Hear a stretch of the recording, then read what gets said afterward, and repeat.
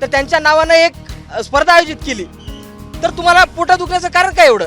विद्यापीठानं PR ची कामं करणं बंद करावं का? विद्यार्थ्यांसाठी ही स्पर्धा आयोजित केली. विद्यार्थ्यांना का दारूच्या अड्ड्यावर शोधायचं? विद्यार्थ्यांना का डान्स बार मध्ये शोधायचं? विद्यार्थी हे विद्यापीठ कॉलेजवर महाविद्यालय कॅम्पसवर शोधणार ना. व्हॉइस ऑफ देवेंद्र, ज्या देवेंद्र फडणवीसांनी मतांची चोरी करून सत्ता मिळवली, त्यांच्या सर्वसामान्यांच्या टॅक्स मधून मिळतो, ना की कुठल्या पक्षाचे PR चे कार्यक्रम राबवण्यासाठी मिळतो. महाराष्ट्रातल्या कबुतरांच्या, त्यानंतर दिल्लीतले NCR मधल्या भटक्या कुत्र्यांच्या, आणि त्यानंतर परत खाली कोल्हापूरमध्ये आलं की अगदी गोंड सत्तेनीच्या, या सगळ्या बातम्या बघून तुम्ही जर कंटाळलं नसाल तर आजची भन्नाट बातमी तुम्हाला पुणे विद्यापीठातून मी देतो. सावित्रीबाई फुले पुणे विद्यापीठात काय झालं तर एक परिपत्रक निघालं. हिंदी विभागाचे HOD होते, त्यांच्याकडे आणखी एक दुसरा एक्सटर्नल चार्ज वाटतं, तर त्यांनी एक परिपत्रक काल रात्री त्यांच्या सहीनिशी आलं आणि त्यावर लिहिलं होतं की व्हॉइस ऑफ देवेंद्र नावाची इथे वक्तृत्व स्पर्धा होणार आहे. अर्थात त्या वक्तृत्व स्पर्धेचा मूळ टॉपिक हा विकसित महाराष्ट्र आहे, पण व्हॉइस ऑफ देवेंद्र हे असं म्हटल्यानंतर त्याच्यावरती कॉन्ट्रोवर्सी सुरू झाली आहे. मी मुद्दामून आज जे आंदोलन करते त्यांना थोड्याच वेळापूर्वी परत ते परिपत्रक दिलं आणि मागे घ्यायचं आश्वासन त्यांना बहुतेक मिळालं का? हां, ते सांगितलं. आणि दुसरीकडे काही विद्यार्थी आहेत, तर त्यांच्या सध्या बोलू. मतं काय प्रत्येकाची ते येणं फार गरजेचं आहे. त्यामुळे मूळ आंदोलनासोबतच सगळ्यांचीच, कोणाला हवं असेल कोणाला नको असेल तर ते काय ते आपण समजून घेऊ. बरं, सगळ्यात तुमची भूमिका क्लिअर करा. सावित्रीबाई फुले पुणे विद्यापीठानं राष्ट्रीय सेवा योजना NSS मार्फत एक परिपत्रक त्यांनी 5 तारखेला काढलेलं आपण पाहू शकता. परिपत्रकाचा विषय असा होता की व्हॉइस ऑफ देवेंद्र या राज्यस्तरीय वक्तृत्व स्पर्धेमध्ये सहभागी होण्याबाबत हे आव्हान त्यांनी सर्व विद्यापीठातल्या विद्यार्थ्यांना, कॉलेजेसला, संलग्न संस्थांना केलेला आहे. व्हॉइस ऑफ देवेंद्र हा विषय जो आपण बघतोय, विद्यापीठानं असं राजकीय व्यक्तीचं महिमामंडन करण्याचं कारण काय? व्हॉइस ऑफ देवेंद्र, ज्या देवेंद्र फडणवीसांनी मतांची चोरी करून सत्ता मिळवली, लोकशाहीची गळा घोटून लोकशाहीची हत्या करून या सत्तेमध्ये आलेले आहेत, आणि आज ते व्हॉइस ऑफ देवेंद्र विद्यार्थ्यांमध्ये प्रचार करण्याचा प्रयत्न विद्यापीठामार्फत केला जातोय. मुख्यमंत्र्यांचे नावे नको. हा, मुख्य योजनेचं नाव नाही. विद्यापीठानं PR ची कामं करणं बंद करावं. तुम्हाला विद्यापीठाला निधी हे विद्यार्थ्यांच्या, सर्वसामान्यांच्या टॅक्स मधून मिळतो, ना की कुठल्या पक्षाचे PR चे कार्यक्रम राबवण्यासाठी मिळतो. हे परिपत्रक आमच्या ताकद लावल्यानंतर, आमच्या आंदोलनानंतर त्यांनी मागं घेतलं, सुधारित परिपत्रक सुद्धा काढलेलं आहे. पण इथून पुढे विद्यापीठाने खबरदारी घ्यावी. अशा पद्धतीचं भाजपचं, RSSचं काम करण्यापूर्वी त्यांनी 10 वेळा विचार करावा, नाहीतर चोख उत्तर आम्ही विद्यार्थी काँग्रेस असेल, समविचारी संघटना असतील देतील. ठीक आहे. बरं, मला हे सांगा, आता तुम्ही पण बरंच वेळापासून इथे आलात, काय नक्की तुमचं म्हणणं आहे की अशा पद्धतीची कॉम्पिटिशन असली पाहिजे, नसली पाहिजे का? मग नावात प्रॉब्लेम आहे? नाही बोलतील. बरं, तू बोल. तुम्हाला एका मिनिटात मी सविस्तर विषय सांगतो. या स्पर्धेचं नाव आहे व्हॉइस ऑफ देवेंद्र, आणि या स्पर्धेचा मुख्य विषय आहे विकसित महाराष्ट्र. महाराष्ट्रातली धोरणं, विकासात्मक कामं यांच्यावर आधारित विद्यार्थ्यांना बोलण्यासाठी, विद्यार्थ्यांना स्टेज उपलब्ध करून देण्यासाठी, संधी देण्यासाठीचं हे एक माध्यम आहे. तर त्या माध्यमातून ती स्पर्धा आयोजित केलेली आहे. आता मी तुम्हाला एक सांगतो की मागच्या, आता हे जे NSU वाले आंदोलन करतायत, निषेध नोंदवत आहेत, याच्या अगोदर कितीतरी काँग्रेसच्या लोकांच्या विद्यापीठाला नाव आहेत, महाविद्यालयाला नाव आहेत, स्कॉलरशिपला नाव आहेत, शिष्यवृत्ती योजनांना नाव आहेत, विमानतळांना नाव आहेत का? मग इतर लोक पण हेच म्हणायचं का की तुम्ही राजकीय अजेंडा चालवताय? मागच्या 70 वर्षामध्ये कितीतरी कॉलेज कॅम्पसवर काँग्रेसच्या लोकांनी राजकीय अजेंडा, शिक्षणाचा अजेंडा चालवण्याचं काम केलंय. म्हणजे, आणि ही स्पर्धा मुळात मी काँग्रेसवाल्यांना तो प्रश्न विचारतो. प्रश्न काही चुकीचा नाही तुझा. मला फक्त आता हे सांग की वक्तृत्व स्पर्धेला काही प्रॉब्लेम आहे का? स्पेसिफिक नावासोबत इश्यू आहे? आणि मग तुमचं त्याच्यावरती मत काय, की नावाला काही हरकत नाही का?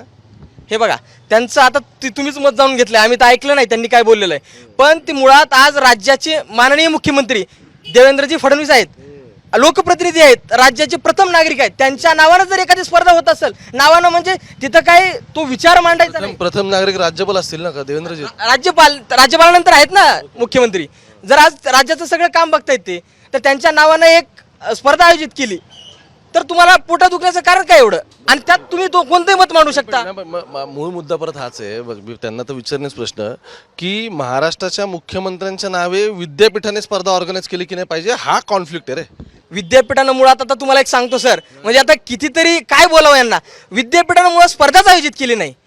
आता मला एक सांगा का विद्यार्थ्यांसाठी ही स्पर्धा आयोजित केली? विद्यार्थ्यांना का दारूच्या अड्ड्यावर शोधायचं? विद्यार्थ्यांना का डान्स बार मध्ये शोधायचं? विद्यार्थी हे विद्यापीठ कॉलेजवर, महाविद्यालय कॅम्पसवर शोधणार ना. मग विद्यापीठाने एक पत्रक काढलं तर काय तुमचं, म्हणजे एवढा इश्यू करायचं कारण काय? एवढा इश्यू होल नाही पाहिजे असं म्हणणं. बरं, ठीक आहे. कुठे गेले? हां, ऐक जरा एकेकाने. एक प्रश्न फार व्हॅलिड आहे यातला, तो म्हणजे ह्याच्या आधी नेहरूंच्या नावाने स्पर्धा आल्या की, किंवा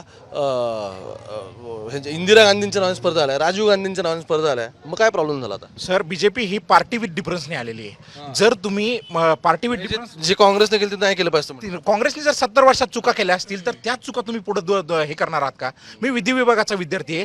तुम्ही संविधानाला केंद्रस्थानी मानलं पाहिजे. संविधानाला केंद्रस्थानी मानून तुम्ही कुठल्याही स्पर्धा आयोजित करा, परंतु तुम्ही एखाद्या स्वायत्त संस्थेच्या नावाने पत्र देता आणि त्यातून राजकीय अजेंडा जर चालवत असाल तर उद्या इथं काँग्रेसचे लोक येतील, उद्या इथं शिवसेनेचे लोक येतील, तर विद्यार्थ्यांनी हे गोष्टी परत बसायचे कारण ह्या कॉन्फ्लिक्टमध्ये विद्यार्थ्यांनी त्यांचा वेळ द्यायचा आहे का? NSU कोण रे ते? तू आहे का? बरं, हा एक एक एक मिनिट. नाही बरं, तोच प्रश्न परत माझा, की राजीव गांधींच्या नावाने स्पर्धा आल्या असतील, इंदिरा गांधींच्या नावाने झाले असतील, नेहरूंच्या नावाने झाले असतील, मग आता काय इश्यू रे? मला दाखवावं सार्वजनिक विद्यापीठात झाल्या का? झाल्या.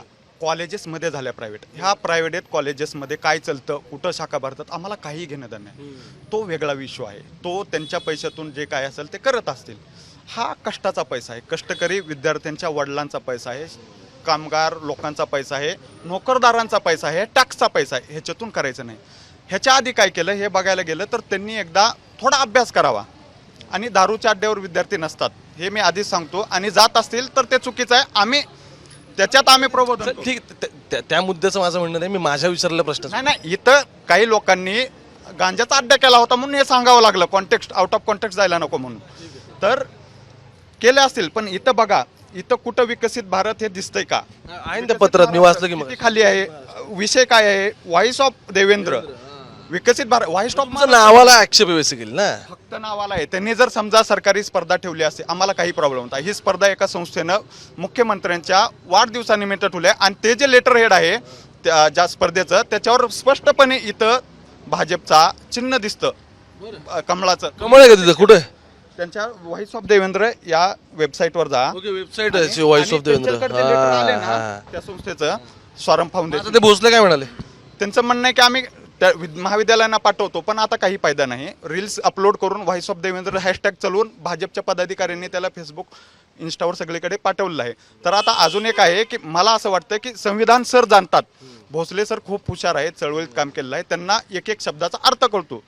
तर त्यांच्याकडे वेळ नाही आहे ना, 2-3 डिपार्टमेंट आहेत, त्यांना वेळ मिळाला नाही, त्यांनी राजीनामा द्यावा. बेसिकली काय आहे की एखाद्या स्पर्धेच्या मागून जर भाजपवाले अजेंडा रेटत असतील तर तो नसला पाहिजे, हे त्याचं मतितार्थ आहे. ठीक आहे, ठीक आहे. बरं, मला सांगा, एक मिनिट, कोण आहे आणखी इकडे जरा, मला सांग, त्या नावावरूनच आक्षेप आहे असं ओव्हरऑल मला दिसतंय.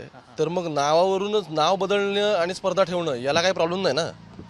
प्रॉब्लेम तसा काहीच नाही आहे, पण नावाला पण नाही. नाही, काय अडचण नाही आहे. तुम्ही पण पुढच्या भविष्यात येणाऱ्या कार्यक्रमांची तशी नावं ठेवू शकतात ना. मूळ उद्देश काय आहे? जी वक्तृत्व स्पर्धा होती तिचा उद्देश समजून घेणं गरजेचं आहे. गेल्या 10 वर्षामध्ये देवेंद्र फडणवीसांनी केलेली कामं आज विरोधकही मान्य करतात की एक अभ्यास व्यक्तिमत्व. पटकन 5 कामं सांगून टाक. सगळ्यात किती फील्ड मधले सांगू? 5 कामं. जलसंधारणापासून वेगवेगळ्या शैक्षणिक उपाययोजना. वेग नाही, मला 5 कामं की हे स्पेसिफिक हे काम झालं, हे काम 5 कोणती पण सांग, तुला आठवतील. शुअर, काय हरकत नाहीत. आज सगळ्यात महत्त्वाचं समृद्धी महामार्गासारखं काम झालं, जलसंधारणासारखं काम झालं.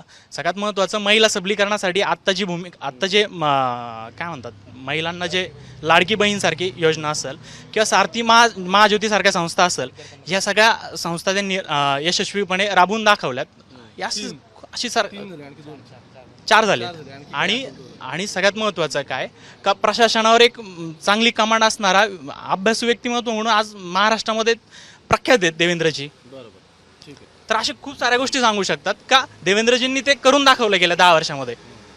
त्यामुळे झालं तर काही हरकत नाही, कम्फर्टेबल विथ द नेम, काय अडचण नाही येत ना. ठीक आहे. हे समप करताना ही सगळी यांची चर्चा, मूळ मुद्दा काय की फक्त आंदोलन करण्यापेक्षा प्रत्येकाची काही मतं असतील, कोणी कुठल्या पक्षाचा असेल, कोणी कोणत्या विचारसरणीचा असेल, कोणत्या चळवळीचा असेल.